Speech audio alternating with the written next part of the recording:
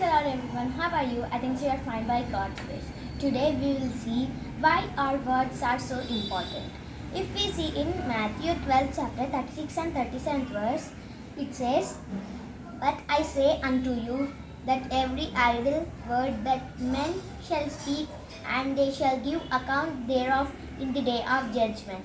For by the words thou shalt be justified, and by the words thou shalt be condemned."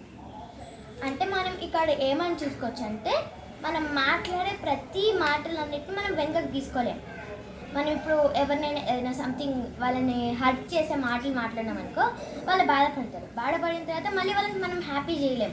అంటే ఆ వర్డ్ని మళ్ళీ మనం వెనకకు తీసుకోలేం.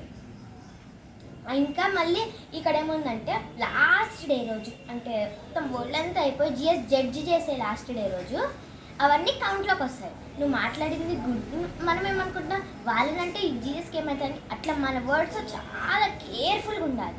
అంటే మనం జడ్జిమెంట్ జిఎస్ ఎట్లా చేస్తాడంటే నువ్వు ఇది మాట్లాడావు కదా, అట్లా అన్ని కౌంట్లోకి వస్తాయి. మనం మాట్లాడిన ప్రతి సింగిల్ లెటర్, ప్రతి సింగిల్ వర్డ్ అన్ని కౌంట్లోకి వస్తాయి. మరి ఫర్ ఎగ్జాంపుల్ మనము ఒక గన్ని తీసుకున్నాం అనుకో, ఫస్ట్ మనము బుల్లెట్ పెడతాం, తర్వాత ఇప్పుడు ఒక యానిమల్ షూట్ చేద్దాం అనుకో. ఫర్ ఎగ్జాంపుల్ ఒక యానిమల్ షూట్ చేయబోయి సడన్గా ఒక మ్యాన్కి తాకితే నా లైఫ్ పోతుంది, హీ ఆర్ షీ లైఫ్ పోతుంది. ఇట్లానే కానీ వాళ్ళు ఎవరిదో లైఫ్ పోతుంది. సడన్గా మనం మిస్టేక్స్ చేస్తాం, అట్లా మరి బై మిస్టేక్ మనం మాట్లాడతాం.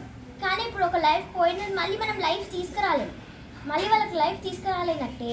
అట్లనే సేమ్ అంతే, మనం కూడా మన వర్డ్స్ మనం ఎంత ఎవరిని హర్ట్ చేసినా కానీ మళ్ళీ బ్యాక్ తీసుకోలేము.